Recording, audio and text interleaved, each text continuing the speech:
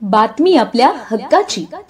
ठाणे जिल्ह्यातील व आपल्या परिसरातील सर्व ताज्या घडामोडी पाहण्यासाठी शहापूर नववाहिनी न्यूज चॅनेलला सबस्क्राइब करा, लाईक करा आणि शेअर करा।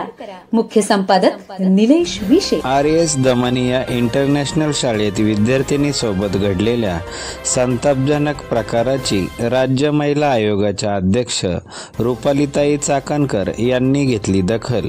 शहापूर येथे आर.एस. दमनिया इंटरनॅशनल शाळेत विद्यार्थिनी सोबत घडलेल्या संतापजनक प्रकाराची दखल घेत महाराष्ट्र राज्य महिला आयोगाच्या अध्यक्षा रुपालीताई चाकणकर यांनी तात्काळ शहापूर पोलीस स्टेशन येथे भेट देऊन सदर प्रकाराची सखोल चौकशी करून दोषींवर कडक कारवाई करण्याचे निर्देश दिले आहेत। यावेळी शहापूरचे आमदार दौलत दरोडा, प्रदेश सरचिटणीस राष्ट्रवादी काँग्रेस पार्टी डी.के.